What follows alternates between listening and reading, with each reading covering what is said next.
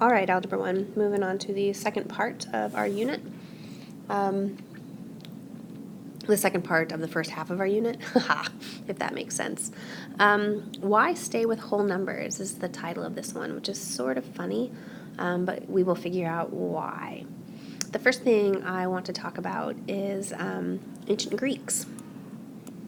And in ancient Greece, all math was actually geometry. So my question to you is, perfect squares, why are they called perfect squares? Why is that the word that we use for, I don't know, 4, 9, 16, 25, etc.? Why is that what they're called about? So let's look at it. In our opening exercise, the sequence of perfect squares earned its name because the ancient Greeks realized these quantities could be arranged to form square shapes. If S sub n denotes the nth term, or the nth square number, what is a formula for S sub n? That formula is a tad bit simpler. Oh, sorry, wrong pen. It's just going to be the nth term raised to the second power. Okay? The second term is 4, the third term is 9, etc. What I'd like to talk about now is what's the meaning of S of 50? Well, it's 50 squared, which is 2,500. What is the meaning? Well, no. S of 50 is your 50th term.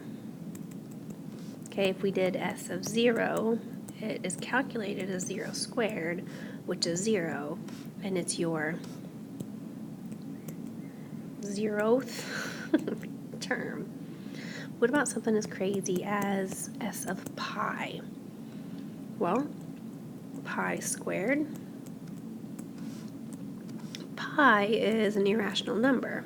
It doesn't have an ending.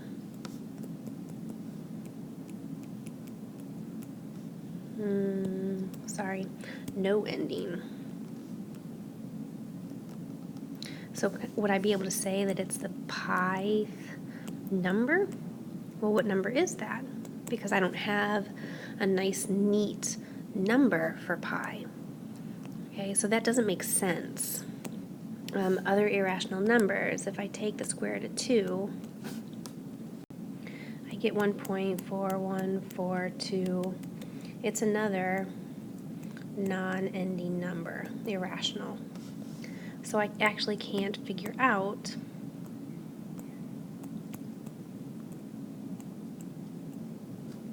okay, you're going to say, well, I think you can actually calculate that, right?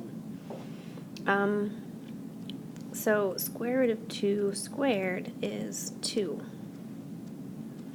But I can't take the square rooteth number. It's the term. Sorry. There's no such thing as a square root term because there is no nice, neat, happy, clean number for the square root of 2. It's irrational. Okay, it'd be this term, like 1.4142 ... term. So I can't do that because it is an irrational number, right? Okay, so back to the question, which is the name of the lesson, why stay with whole numbers? So let's try this. First exercise says, prove whether or not 169 is a perfect square. Well, if I arranged them in dots, I would have 1, 2, 3, 4, 5, 6, 7, 8, 9, 10. That was messy. 10, 11, 12, 13. 1, 2, 3, 4, 5, 6, 7, 8, 9, 10, 11, 12, 13. And I could arrange them in a 13 by 13 square. I could range 169 dots into a 13 by 13 square. So that is how I'm going to prove that it is, in fact, a perfect square. 200, I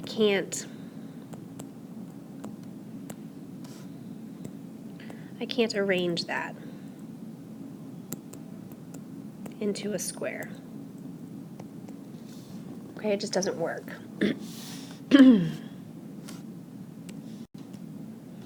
I know that because, well, let's see, 13, if I did 14 times 14, I don't have those memorized. I get 196. 15 by 15, these are my perfect squares, 225. I can't do anything in between there that's a whole number to get 200, so it's not a perfect square, right? All right, so if S of n equals 225, then what is n? So if S of n equals 225, the nth term is going to be 15, because I can arrange that into a perfect square. 15 times 15 is 225. So which term is the number 400 in the sequence of perfect squares? I know that 400 is equal to 20 times 20, which is a perfect square. So n equals 20, the 20th term. Instead of arranging dots into squares, because that's tedious, suppose we extend our thinking to consider squares of side length x centimeters. So now I have an actual shape. Create a formula for the area a of x of a square of side length x centimeters. So I have a of x equals x squared. So that's an s square. That is x times x.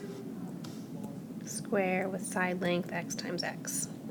Use the formula to determine the area of squares with side length. So I've got side length, well, I'm going to use x equals 3 centimeters, 10.5 centimeters, and pi centimeters. So I've got 3 by 3, which is 9 centimeters squared. 10.5 times 10.5, which is 10.25 centimeters squared. And then pi times pi, which, trick question, I can't actually measure pi because it's an irrational number. Can't measure it, therefore I can't do it. I can say that it's pi squared. That's all I can do. I cannot give you a number. I can't type into my calculator 3.14 squared. It is not equal to 9.8592. Okay, not equal to that. I can say pi times pi is pi squared centimeters squared, and that's all I can do. Okay? It's an irrational number. So what does a of 0 mean? In this case, it has no physical meaning because we're talking about an actual square with side length 0. So that doesn't exist, right? It doesn't actually exist. You can't have a square with side lengths of 0 centimeters. What does a of negative 10 and a square root 2 mean? So a of negative 10, again, no physical meaning because I can't measure. Oops, I said measure while I was writing meaning. Because I can't measure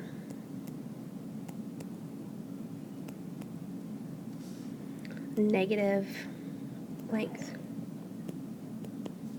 And then a square root 2, it does have meaning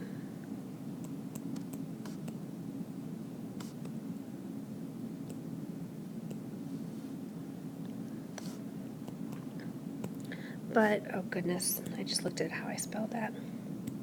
It does have meaning, but I can't actually measure it.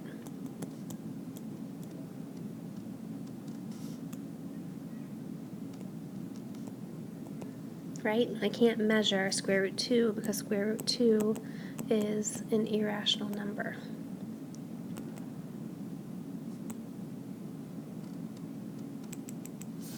So it doesn't work, okay?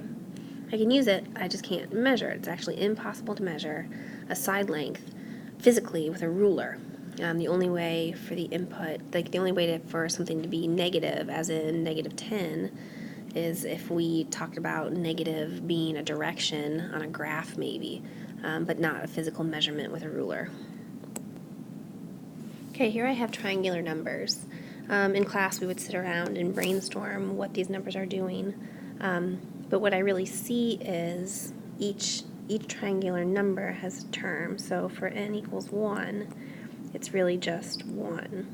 For n equals 2, it's 2 plus 1 equals 3.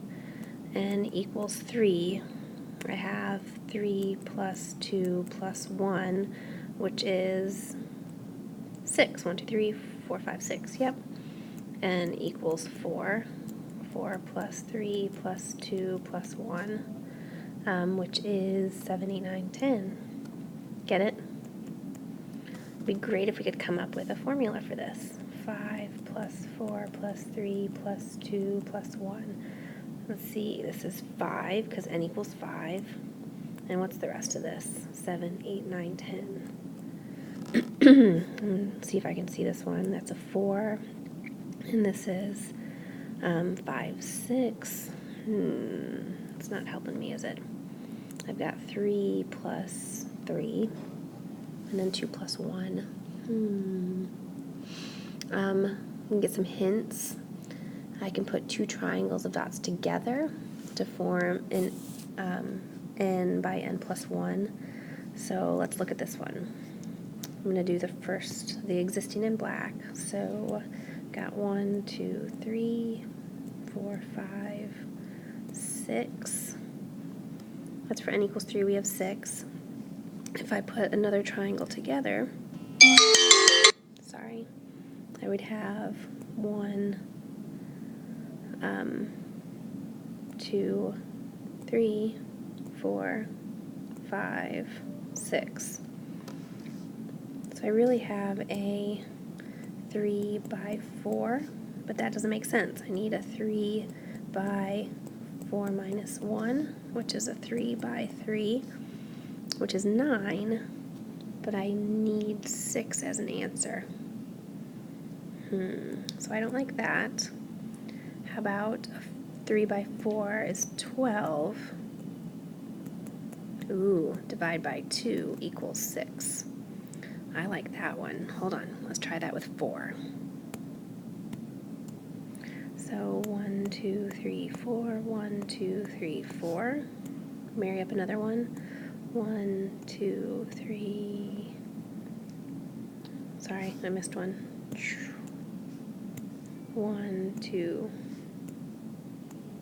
3, 4. 1, 2, 3, 4, and they'll fill in the dots. So I have a 4 by 5, which is 20. Divide by 2 is 10. And the original number of, oh gosh, I made a mistake. Black one, black one, black one. The original number of dots is in fact 10. So I think I have for n, I get n times n plus 1 all over 2. So the answer for number 9 is, what is the 100th triangular number? Well, we would take n times n plus 1 all over 2, which is 5,050, which is a lot of dots in a triangular shape. So for number 10, find the formula, which is what I did in the previous slide, which wasn't very easy, but once I looked at a whole bunch of triangles and found the pattern, we got it. And how can you be sure your formula works? which is number 11. So by substituting any term number into the formula, you're going to get the right number of dots. N equals anything, you'll get the right number of dots. And it also works because each triangular number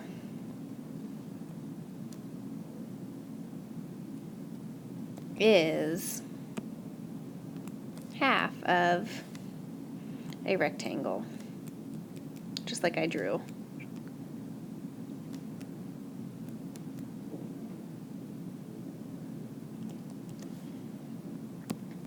All right, so let's create a graph of the sequence of triangular numbers. T of n equals n times n plus 1, where n is the positive integer. Let's see, I'm just going to do 1, 2, 3, 4, 5. We're going to go 5, 10, 15, and 20. This is 1, 2, 3, 4, 5. So for n equals 1, I've got 1 times 2 over 2, which is 1. For n equals 2, I had 3. For n equals 3, I had 6. Let's see, for n equals 4, I had 10. N equals 5, 15. Cool. There is my graph. Create a graph of the triangle area formula. Triangle area formula, where x is any positive real number. Any positive real number. Oops, sorry.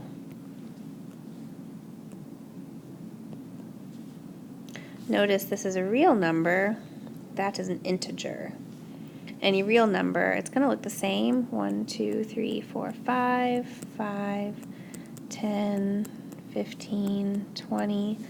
I'm going to have 1, 1, oops, 2, 3, 4, 10, 5, 15. I missed something. 1, 2, 3. Yes. Sorry. 3, 6. 4, 10, 5, 15. So any real number means that my graph is going to look as a curve. I can connect the dots or draw a curve through the dots when we have a real number. And real only has one L. How are your two graphs alike? How are they different? So for number 12, we have integers, which are just dots. In graph 13, we have real numbers. Oh my goodness. Real numbers. So we can draw a curve through the dots. And that curve represents every piece of number in between the integers. All the numbers. All numbers. That's it. All right.